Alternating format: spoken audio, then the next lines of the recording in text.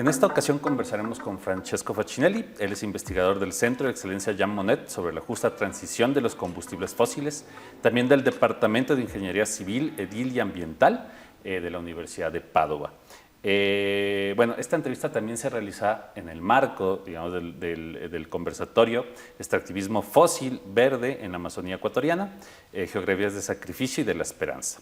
Y forma parte también del proceso de investigación que está realizando Francesco también en la Amazonía junto con Eduardo Cresini, que es también su colega de investigación en todo este proceso, digamos, de hallazgos que se están generando en la Amazonía sobre el extractivismo. Eso, Francesco, muchas gracias por acompañarnos hoy. Bueno, gracias Camilo para la introducción. Nosotros como Centro de Excelencia para las Transiciones Justas, de verdad somos un equipo de más o menos 10 personas. El equipo es liderado por el profesor Massimo De Marchi. Entre los integrantes están también Salvatore Eugenio Pappalardo, que también lleva una medio larga trayectoria de trabajo en el Ecuador, en la Amazonía ecuatoriana, y Daniele Codato. En este momento, con ese centro, que es como una de las nuevas etapas del trabajo del equipo de la Universidad de Padova en cambio climático, territorios y diversidades, como nos estamos ocupando de dos grandes temas adentro de la cuestión de transiciones justas. Por un lado, todo el tema de justicia climática en la ciudad. Entonces, por ejemplo, el tema de islas de calor y de cómo esas afectan de manera diferente a las personas que viven en la ciudad, con variables de clase, de género, de etnia, y varias otras, básicamente. Es un poco lo que se está haciendo el centro, ¿no? El Centro Jean Monnet, que es más o menos Claro. son las líneas de investigación que ustedes están, que les han trabajado ya desde hace algún tiempo, junto con Máximo, con Eduardo, tú. Claro. Más o menos va por ahí, ¿cierto? Es el trabajo que está generando. Exactamente. Y el otro tema que creo que es también de mayor interés para el contexto latinoamericano, a pesar del hecho que el tema de la justicia climática en la ciudad también es un tema en el contexto latinoamericano, pero el otro tema es el tema del carbón inquemable, el unburnable carbon. Entonces, todo el tema de los recursos petroleros que tenemos que dejar bajo tierra. Bueno, por ejemplo, al empezar del debate sobre este tema se hablaba de no sobrepasar la línea del grado 0.5. Ahora en los últimos 3 años todos han pasado la línea del 1.5, después... Esta línea de promedio de temperatura global, claro, digamos. Exactamente. Si se pasa este promedio de temperatura global, el daño sería irreversible para muchas de las economías que viven muchas veces digamos, del agro, del campo también, ¿no? Claro. Economías rurales. Economías rurales y con efectos devastantes, que de hecho algunos ya los estamos mirando, como las alteraciones climáticas. Bueno, aquí en Ecuador hubo momentos de apagones por el tema de la sequía, claro, conectada al Niño, ¿no? Entonces... Y con un Niño que ya mismo viene, porque ya estamos a puertas de un nuevo fenómeno del Niño, y con consecuencias que todavía no las podemos entender, ¿no? Claro, y que parece que va a ser muy más extendido del Niño que ya conocimos en el pasado. Exactamente. Sí, Francesco, cuéntame un poquito más. Además de toda la información que me estás dando, que es esta información macro que trabaja también este equipo de investigadores, un poco quería saber y aterrizar un poco cuál ha sido el trabajo que han estado realizando tú junto con Eduardo, ¿no? En la Amazonía. Claro. Ustedes dos son geógrafos, ¿no? O trabajan mucho con sistemas de información geográfica.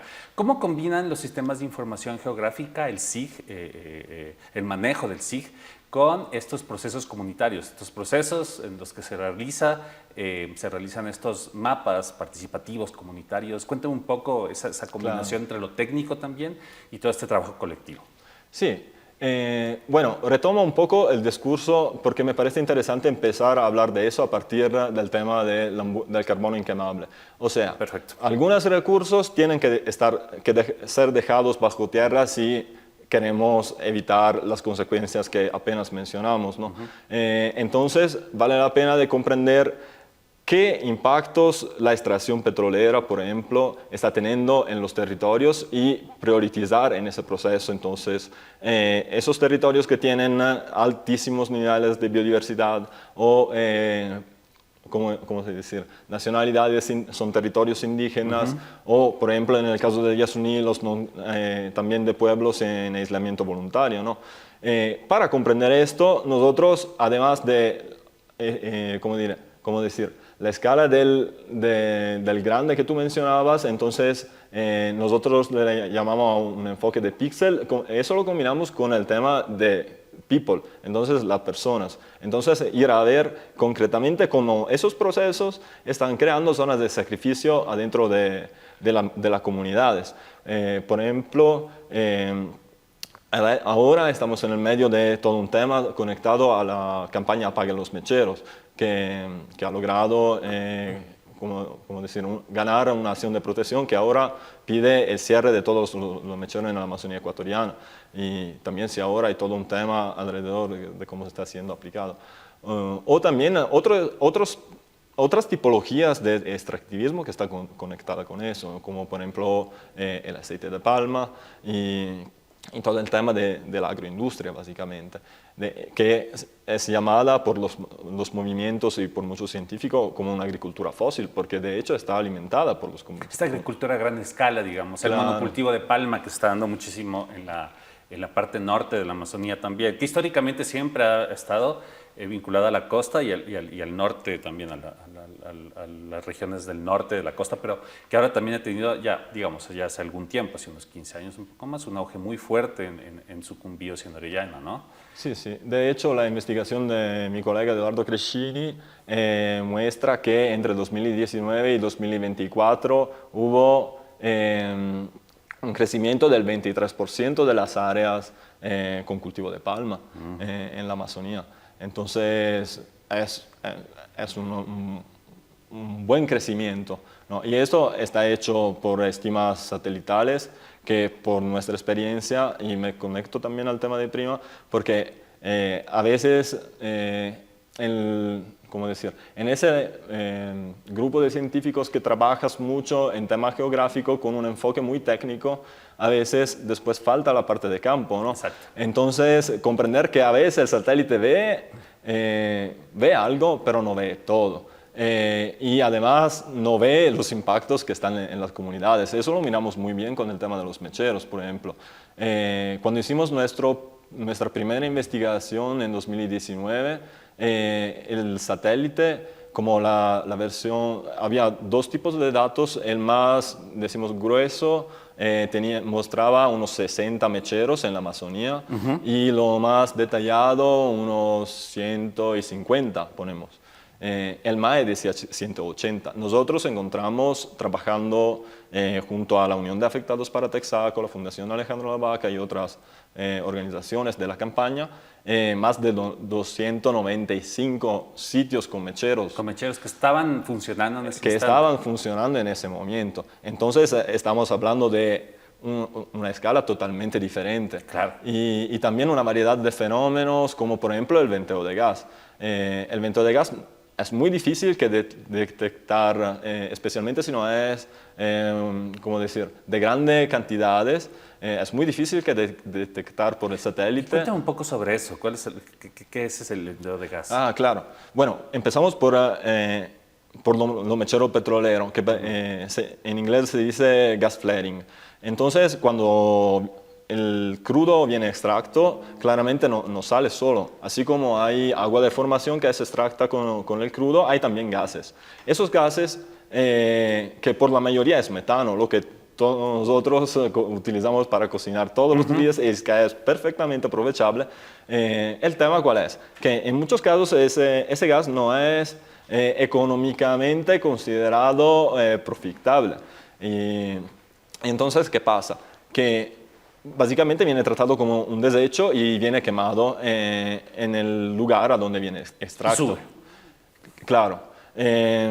Sube con el petróleo y la compañía lo quema, esencialmente, como parte de una procedura de seguridad para evitar riesgos y tal. El tema es que ese gas es aprovechable y que su quema causa una variedad de impactos, aunque también porque no estamos en el medio de un desierto, a pesar del hecho que también desiertos tienen vida, pero estamos en el medio de la Amazonía. Entonces, por ejemplo, uno de los impactos mayores sobre la biodiversidad que miramos es que, bueno, piensa lo que pasa si tú aprendes una luz cuando estás en la selva con los insectos, que son atractos, ¿no? Por eso. Ahora imagina eso con una llama de un tamaño de 10 metros de largo. Es impresionante eso, cuando uno va a ver el impacto sobre la fauna, sobre los insectos con los mecheros. Es increíble la cantidad de insectos que caen, ¿no? Muertos alrededor de estas infraestructuras gigantes que son los mecheros, ¿no? Es un impacto grandísimo, ¿no? Es un impacto muy elevado, también porque en la Amazonía ecuatoriana es una de las áreas más biodiversas de la selva ecuatoriana y es un hotspot de biodiversidad a nivel global. Entonces, y ni siquiera conocemos todas las especies que están ahí y que pues están siendo quemadas por ese proceso. Y por el otro lado hay todo el tema de los campesinos y de los indígenas que viven ahí cerca y que se encuentran contaminados en diferentes maneras, porque por ejemplo con los mecheros están relacionados lluvias ácidas y hay particulado que se va en el aire y después con la lluvia se baja y va a contaminar el agua lluvia, por ejemplo, que muchas comunidades utilizan de hecho. En esto hay la Unión de Afectados para Texaco que está haciendo un trabajo muy interesante sobre un registro binacional de tumores, por ejemplo. Porque claro que ya han tenido un trabajo, de años, intentando ver la incidencia de la actividad petrolera extractiva con cáncer, ¿no? Claro.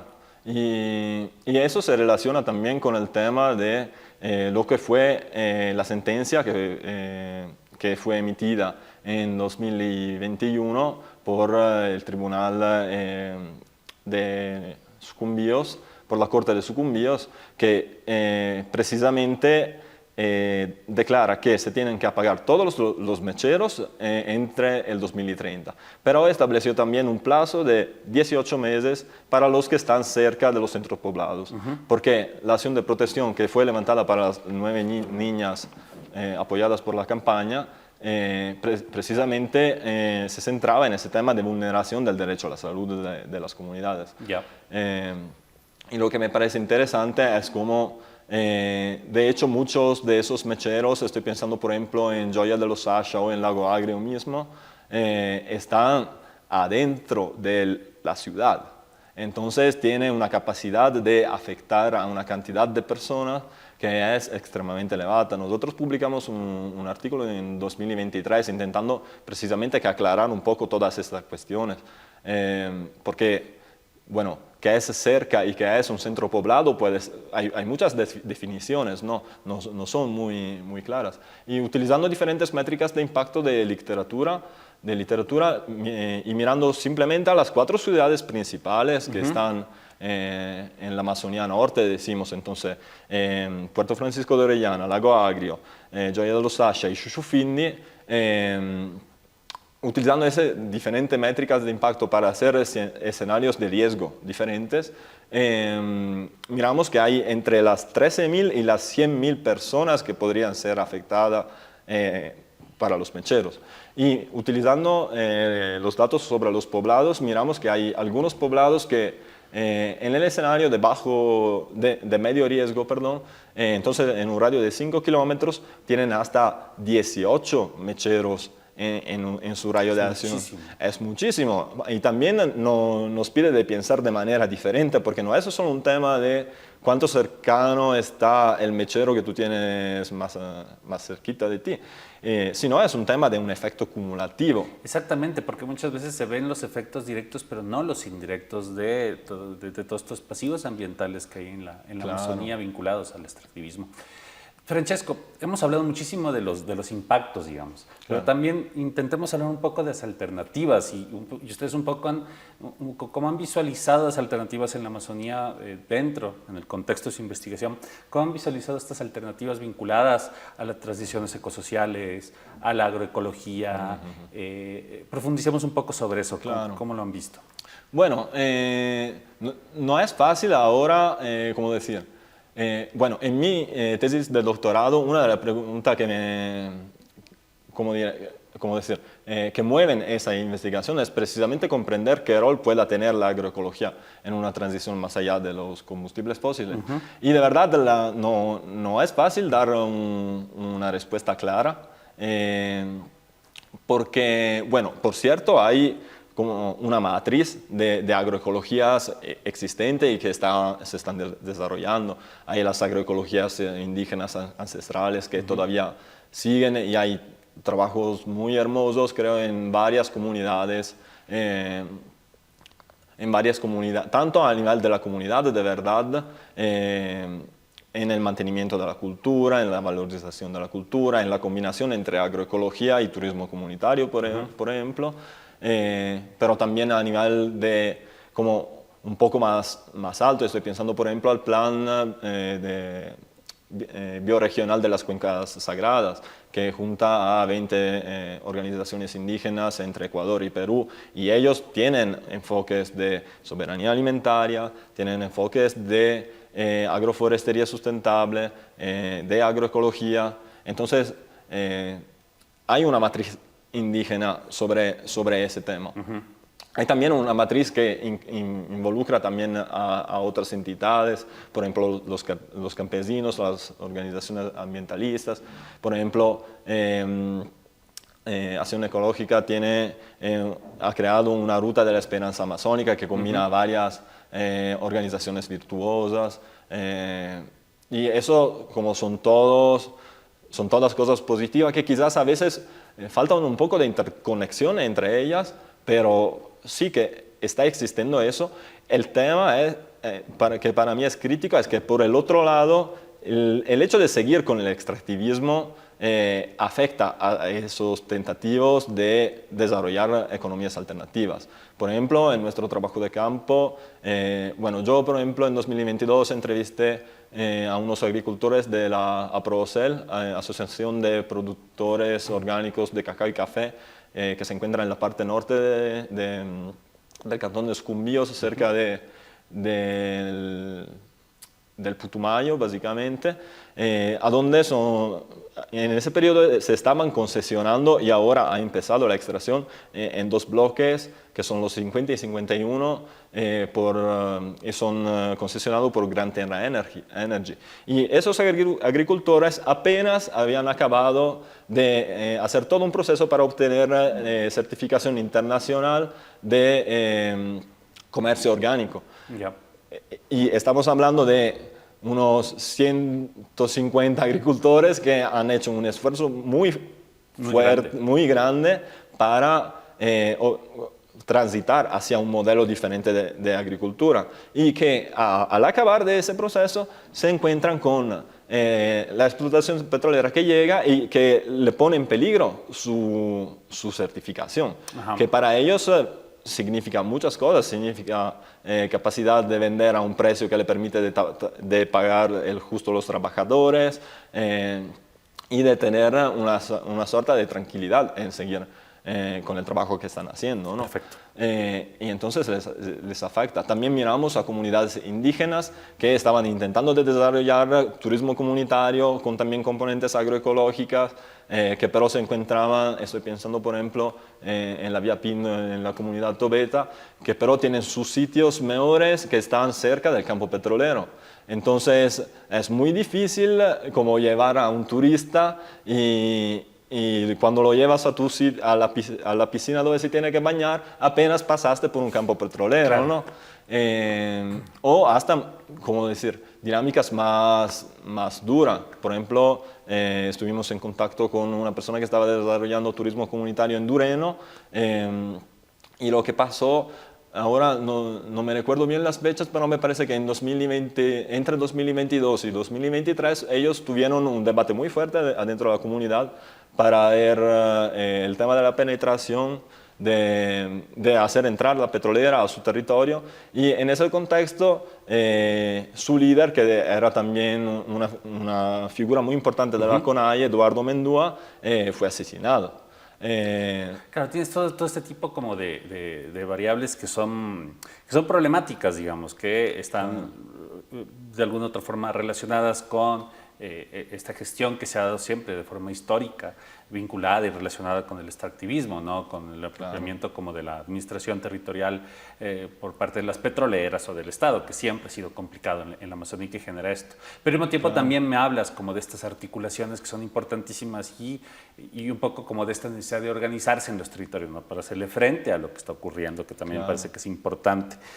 Francesco. Y bueno, un poco para terminar, Francesco, quiero que un poco nos invites a lo que va a ser el conversatorio, nos digas más o menos qué es lo que se va a plantear en este conversatorio y bueno, también un poco dónde podemos nosotros ver la investigación que tú estás generando, si hay en alguna página web, algún sitio en las redes donde se pueda ver la investigación que tú junto con Eduardo y con otros colegas que han también trabajado con nosotros ya bastante tiempo están realizando, ¿no? Cuéntanos un poco. Claro. Bueno, sobre el tema del conversatorio que va a seguir, esencialmente va a ser una presentación de mi tesis doctoral y de la Eduardo Crescini. Mi tesis se centra precisamente en el tema de las transiciones más allá de los fósiles, localizada en la Amazonía ecuatoriana. Entonces, intentar tener un enfoque de justicia climática para mirar a las dinámicas tanto históricas del extractivismo y también con toda una parte de estudio sobre el tema de lo que se ha desarrollado a lo largo de los años en el tema agroecológico, tanto en el Ecuador y en la Amazonía ecuatoriana. Y también yendo un poco en el detalle de esa dinámica que explicaba antes ¿cómo decir?, de conflicto entre alternativas y extractivismo, que a veces para mí lo que emerge de manera importante es que se le ve de manera muy fácil a la plata que lleva la extracción de petróleo, se le mira de manera más difícil a lo que estás perdiendo para tener esa plata. Exacto. Por el otro lado, mi colega Eduardo Crescini también mira a una cuestión de extractivismo, que sería la cuestión de la palma aceitera, utilizando el enfoque del Plantaciocene, perdón, y desde ese punto de partida también ilustra una serie de experiencias de alternativas agroecológicas, por ejemplo, yendo más en el detalle de la ruta de la espenaza amazónica y tal. Entonces, vamos a estar entre esos temas y en particular entre esa ambivalencia entre los extractivismos, tanto fósil como verde, y las alternativas, en particular la agroecología. Perfecto. Nuestros trabajos están en la página del Centro de Justicia Climática. La página se llama www.unburnable.org, entonces es muy sencilla que recordar. Y esto, gracias por la entrevista. Perfecto, Francesco. Muchísimas gracias también por estar con nosotros, por compartir esta entrevista, por compartir también esa forma, toda la investigación que han estado haciendo y la forma también en la que ustedes ven la Amazonía, ¿no? Desde los efectos, desde las contradicciones territoriales, pero también desde estas alternativas que día a día se están trabajando, ¿no? Que día a día están articulando y se están organizando dentro de la Amazonía ecuatoriana, junto con ustedes como investigadores, pero también con las comunidades, generando todos estos procesos participativos, colectivos, para hacerle frente, digamos, a este modelo extractivista que impera, digamos, en esos territorios. Bueno, chévere, Francesco, quédate mucho.